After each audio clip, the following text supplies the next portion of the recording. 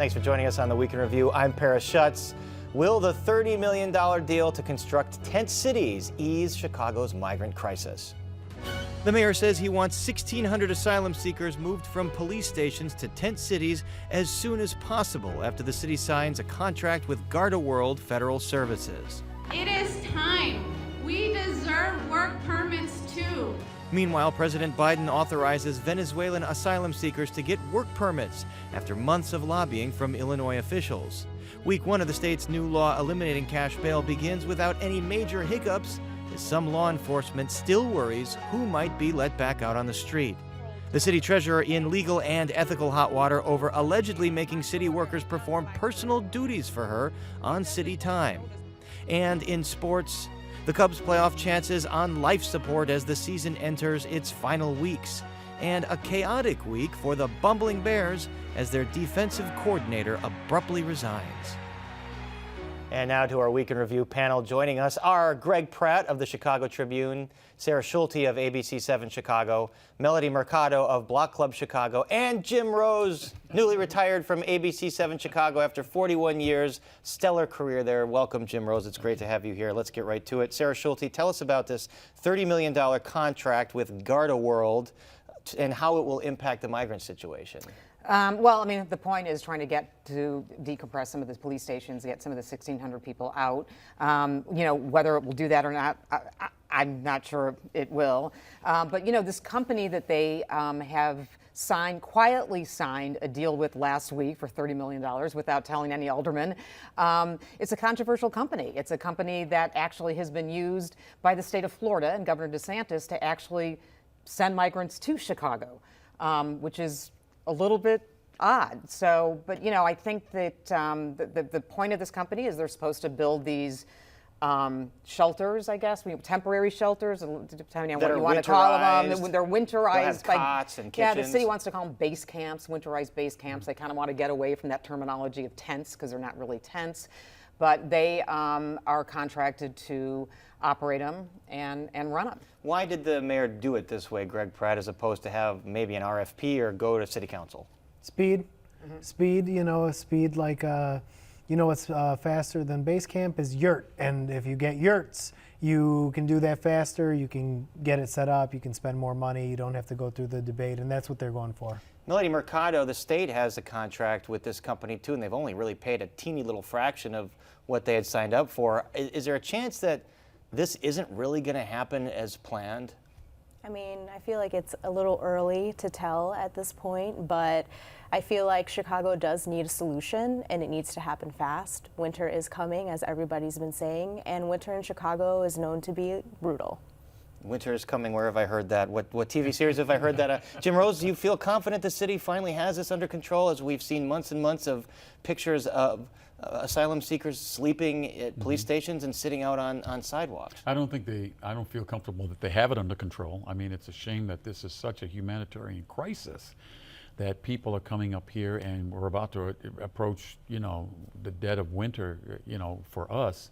And it's so sad that no solution can be made right now. And I'm hopeful that the mayor and some of the aldermen, all of the aldermen, can get together and solve this humanitarian crisis, because America is supposed to have a golden door. People are supposed to be able to come here and live the life and enjoy themselves and prosper and multiply and be members of society. And that's happened so many times in the past, and to see it happen like this, it's just heartbreaking. Well, part of that is being able to work. And Sarah Schulte, finally, after months and months and months of Illinois lawmakers begging for this, President Biden signs an executive order for work permits for these Venezuelan migrants, because that represents the bulk of who has been coming recently. Is this a game changer here? It's a game changer for some. You know, not for all, because he did put a deadline. It has to be Venezuelans who have come here before July 31st. It grants I believe, what is it, an 18-month? Is it an 18-month? Mm-hmm. Yeah, 18 months. And they could be expected to get a work permit in 30 days. But, you know, it's a process. You know, it's a lengthy process. A lot of these migrants have to get immigration attorneys or someone to help them fill out a very, you know, lots and lots and lots of paperwork to get this done. So, I mean, I think that people will get some work permits. Whether it's going to make a big dent in the amount of migrants that we have in the city of Chicago, I'm not sure. I mean, if you remember, we still are getting busloads of migrants coming in here every single day. All that said, you have this situation where every time, the Johnson administration opened up, I think, 8 shelters since May, and as soon as they open them up, they fill out. So the base camps, the yurts, they're in the. You got to hope that people are moving out. That people are getting self-sufficient, and that's the way out of the crisis. So in that way, it's a step forward. But it's not slowing down in Colombia and in Panama, and the people still keep coming. So you wonder whether or not it's going to continue to be whack-a-mole. But it is the best way forward is self-sufficiency. Melanie Mercado, you're in touch with a lot of these immigrants' rights groups and these communities. Are they excited about the prospect of having at least work permits now, and how that could perhaps speed up them getting some kind of permanent shelter?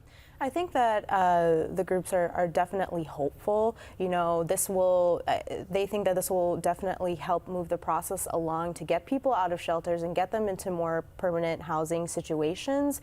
This has been said many times. In order to be able to do that, people want to work, and we want to make sure they have safe working conditions, and a work permit can help them do that. I think the other side of it is, one thing that I didn't know is it's really expensive to apply. It's about $400. And so I think that that's a conversation that needs to be had.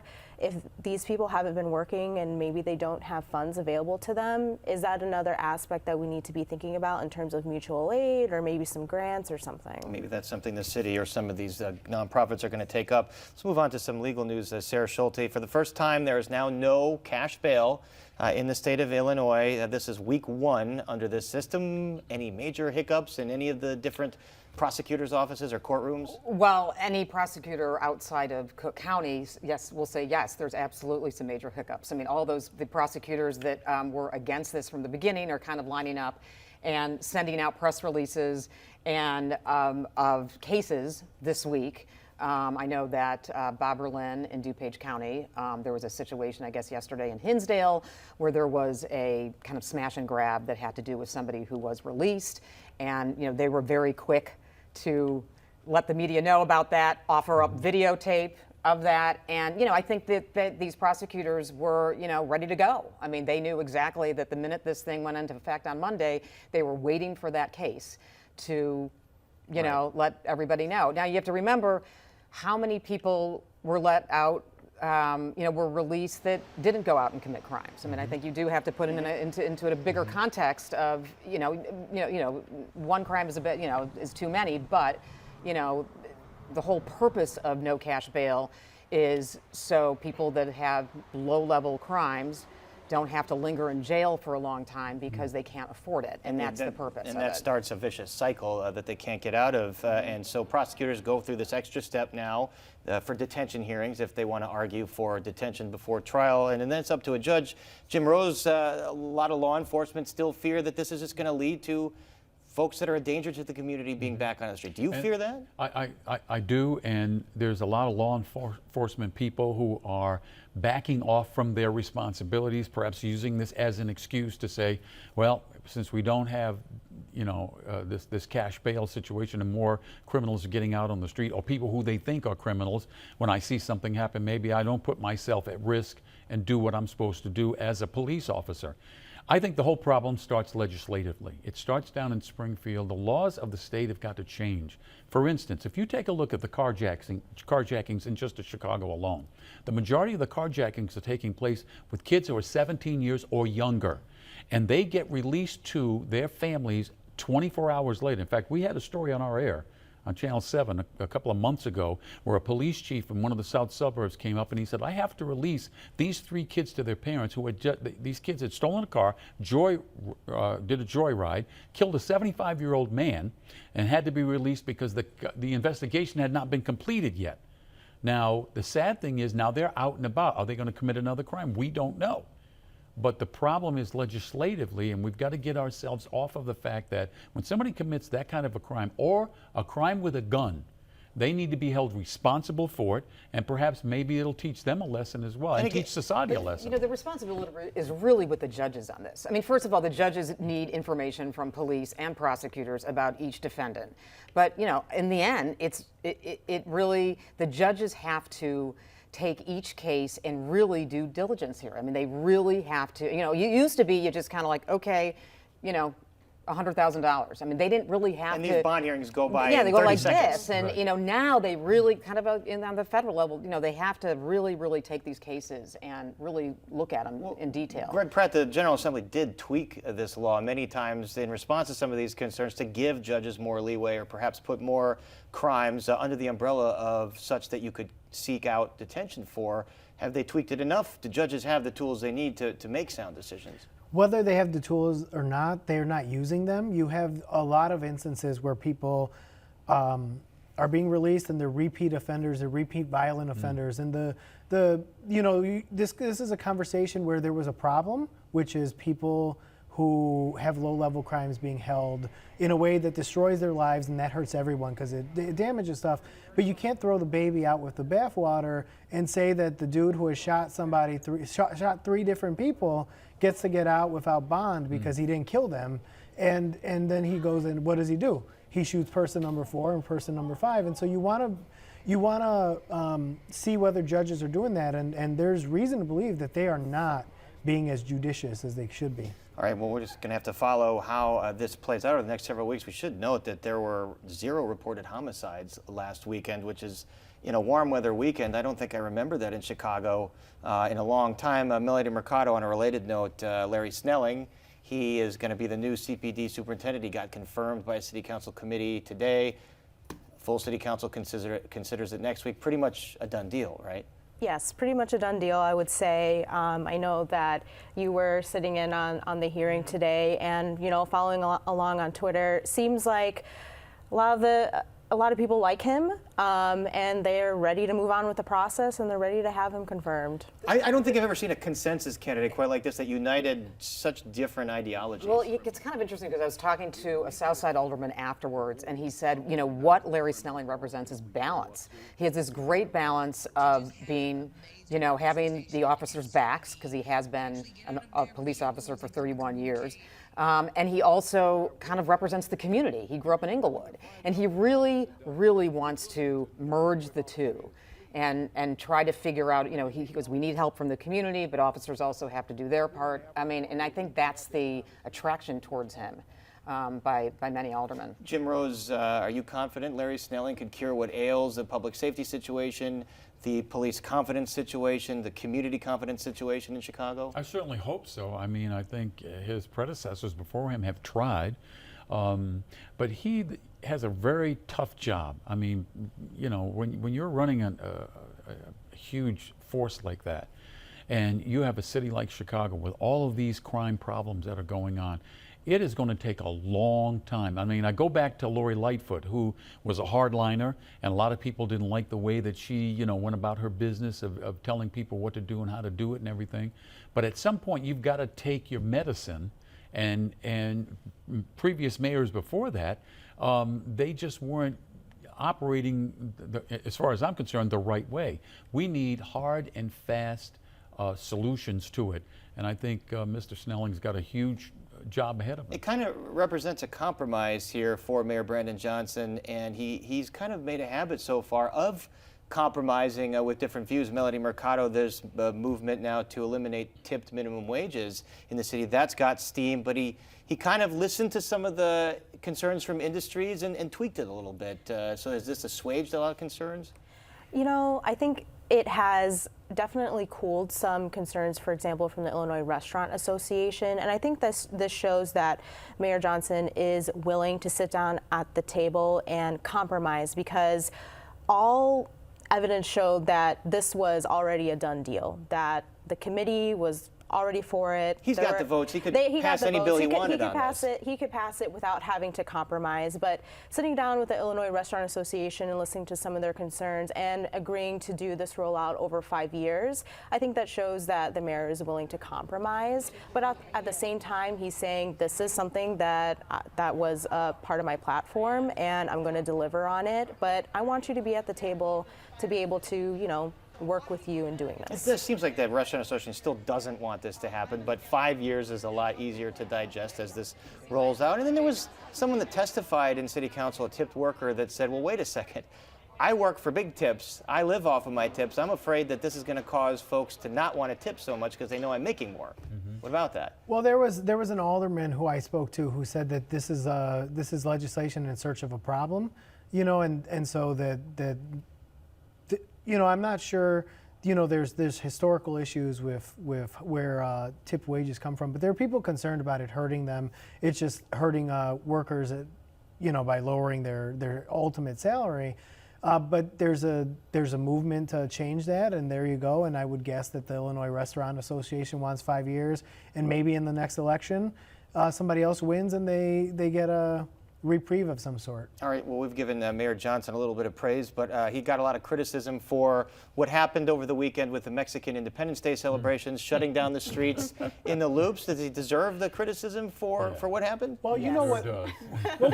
What I think is interesting is that he ran as a left-wing guy, and he is a left-wing guy, but he's governing from the middle. You know, what he did last weekend was what Lori Lightfoot, who was a center-right mayor, and he's putting the bridges up. And she got so much grief for that, and he did not get as much criticism for that. For what? Not from the You people think who the would criticize. Latino lawmakers and some of the Democratic Socialists would have been, hey, what are you doing? And maybe they did, but they just weren't very loud in their criticism. I think the problem is that they did not have a plan to be able to divert traffic and keep people moving in the right direction. To give a perfect example, we were coming back from dinner on North Avenue, and we got to where North Avenue and Clybourne is, and they had a huge dump truck on the the south side of the street trying to block traffic from going east, all right? So as we're approaching it and we're starting to get through, there was an accident, a Tesla and a Toyota Corolla, because it kept being piecemeal trying to get these people through. So somebody got aggressive and they got mad because they were sitting there, and all of a sudden, bam, these two cars come together. Now these two have to deal with their insurance companies, and the traffic stood from Clybourne going west about 15 blocks. So there was a lot of sitting around and waiting. It didn't seem like there was much of a plan. Melody Mercado, are Latino lawmakers or groups upset with this at all? I mean, there were some maybe op-eds about it, but it seems to have blown over. I think the ultimate question is, should Mexican Independence Day celebrations have a city-sanctioned event downtown? And I think the answer that a lot of aldermen are looking for is yes. This is something that has happened several years in a row. It's not a surprise. And I think that people were very frustrated that the city had announced they weren't going to do any road closures, and then after everybody was going to plan to come downtown and we already have gridlock, people planning to make their way, now they can't get there. And so it was the issue of the transparency of being able to say, come, don't come, but also at the same time, we should have something on the city level so that way people can enjoy themselves, and maybe we'll have a little bit more control over that. There'll be a year to sort of have that debate and see what happens next year. Greg Pratt, I want to get to this great story you broke about the city's treasurer, Melissa Conyers-Ervin. She's in a lot of ethics and legal hot water. The Inspector General now has seized her computers as they are part of apparently a serious investigation. Just remind us what kind of issues she's facing right now. Well, the allegation is that she tried to get a loan from a city depositor, BMO Bank, to benefit her husband's landlord, that she was having staff do personal errands like planning her kids' birthday parties, and otherwise just generally misusing government resources. And she denies wrongdoing. She was trying to let it blow over, and then the Inspector General came in and seized her computer, which is an extremely aggressive move by the Inspector General. Says that it's a pretty serious investigation. I've never heard of the city IG. It sounds like an FBI tactic. It is an FBI tactic by the IG, and so that's a whole mess for her, and she wants to run for Congress. She postponed her Against Danny Davis. her announcement because of our initial story, and now she's trying to fight it out with him. She's, you know, they've got a charm offensive going out. You know, they did an interview, which was very tough with our colleague at ABC7, Craig Wall, who did a great job interviewing her. And she basically did not out. deny the bank part of it. She did not deny that these folks were doing some personal stuff. She just said not on city time, though. She's also hired a new chief of staff, Matt McGrath, who worked for Rahm Emanuel and also Lori Lightfoot. Oh, he's been around. Well, And that's Matt's an been interesting. around, and he may have been the one that's behind getting her out publicly to deny the allegations. Well- but yeah, so she, you know, she's trying to do her best to spin it Matt a different way. McGrath will be talking to you soon, as we have in the past. All right, Jim Rose, first of all, congratulations on an amazing career. 41 years at ABC7. You've delivered the sports with gusto and insight and intelligence and entertainment. I want to get to some of the highlights of your career, but first, the lowlights. So the Cubs, they won today, but it's pretty much too little too late. Yeah, they're on the outside looking in of the wild card teams behind Arizona and Philadelphia. They're the third team. So what's got to happen is Arizona and Philadelphia have got to start losing some games, and the Cubs basically have to just win out. I mean, I thought 2 weeks before I left, which was September 1st, I thought that they had a good chance to win the National League Central Division, but then they faltered. And they can't seem to pick themselves up, even though they did win today. But, How many times have we seen this I know, in I've the seen past? it 40-something times. 40-something. How many times have we seen a Bears team in complete dysfunction? Oh. First of all, out of nowhere, the defensive coordinator, Alan Williams, decides he resigns. There's all these wild rumors all over social media. What is behind his resignation? I'm just going to take what the team has said right now as far as health issues are concerned. I mean, he's 53 years old. I'm not sure if it's with his family or if it's something that he is going through. But I wish him the best, and they've got a huge dilemma. I don't know how Matt Eberflus is going to be able to beat Kansas City this week trying to run a sideline and call defensive signals. I mean, and this defense hasn't been able to stop anybody. Mediocre quarterbacks they couldn't touch. The Justin Fields thing is really sad because he made such a stride last year. But that offense is predicated on him making no mistakes. You can't make any mistakes. And he basically was trying to run this offense sitting back and doing what the coaches are telling him to do, as opposed to just doing what he naturally should be able to do. And he kind of alluded to that, and then he walked it back. So is he in his head, and can he get out of his head and just play that backyard ball that he wants to play? I think he can. One of the situations he has is with his wide receivers. I mean, Chase Claypool was supposed to be one of the guys that came in here. DJ Moore, you know, he's not getting the ball enough to him. So they've got a crisis of conscience right now, and I don't think it's going to be solved. And in a division where Aaron Rodgers is gone, he's out of here, Right. you know, and you got Minnesota stumbling around over here. Detroit's probably going to win the division. The arrogance that Bears fans had going into that home opener, and then they just kind of walk out with that similar dejected feeling. So you came in '82 to ABC7. You started in Berlin, as you were telling me. You've been to Syracuse and Providence, Rhode Island. '82, right before the rise of the Bears. Yeah. 10 years before the rise, well, 5 years before Michael Jordan.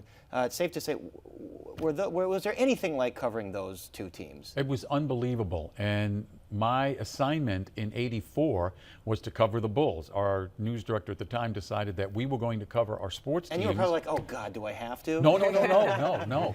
So we had Mike Adamle, Tim Weigel, Brad Palmer, and myself. Brad covered the Bears. Tim and Mike went back and forth between the Cubs and the Sox.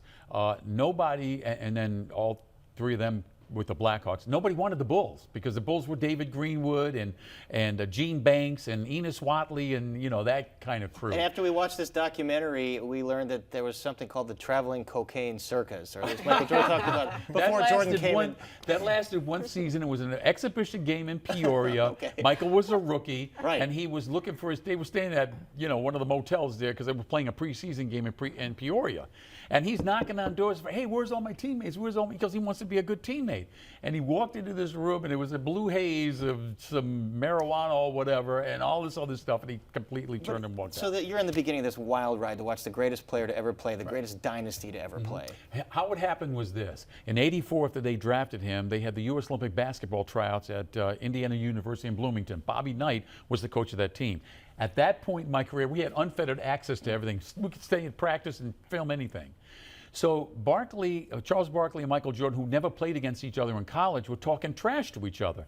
Barkley's going, I can stop you anytime I want. I'm the round mound or rebound. But to make this story real quick, Michael put a move on him about 7 feet from the basket where Michael went around Barkley, and as the two went up, Barkley being the heavier of the two started to come down. Michael went around him, still in the air, and dunked the ball on the other side of the basket. And I said, oh my God, I looked at the tape. Does Chicago realize what they have? Because the old story was, who's the only person to hold Michael Jordan under 20 points in college? Do you know the answer? His coach, Dean Smith. Took him out, right. Well, they had such a structured offense. Right. And so I became friendly with him, and I started following him around and going to all the practices, the games, and it all culminated on June 11, 1991. All right, I could listen to this all night, but we are out of time. So our thanks to Greg Pratt, Sarah Schulte, Melanie Mercado, and Jim Rhodes. And that is our show for this Friday night. Don't forget you can get Chicago Tonight and the Weekend Review streamed on Facebook, YouTube, and our website, WTTW.com/news. And Chicago Stories is back. Join us tonight at 8 for the season premiere, Angels Too Soon, The School Fire of 58. And watch new episodes of Chicago Stories Friday nights at 8 on WTTW and streaming on the PBS app. Explore the website now at WTTW.com/Chicago Stories. And now for the Weekend Review, I'm Paris Schutz. Thank you for watching. Stay healthy and safe, and see you at 10 for Chicago Tonight. Black Voices. You know, Jim, I bet you long for the days where you had that access, because now everything's so controlled. Yes. The PR people spin everything that the athletes say. Well, they control it all because they want to control the message. So, yeah, I came along in the golden age. And Michael Jordan was so great with the media, too. He always talked to them, and he was so eloquent. Well, his mom and dad had a lot to do with that. Yeah. So you got to know them. Oh, absolutely. Dolores Jordan gave me a very nice tribute in my goodbye. And we've had dinner a few times with her and my wife and everybody. And she's just a wonderful person. She is. Watch the movie Air, and you'll see how it all happened. Amazing person, amazing person. So influential in so many athletes. Closed captioning is made possible by Robert A. Clifford and Clifford Law Offices, a Chicago personal injury and wrongful death firm whose attorneys embrace a culture of philanthropy and service by volunteering their time, expertise, and guidance to help others in the greater Chicago community.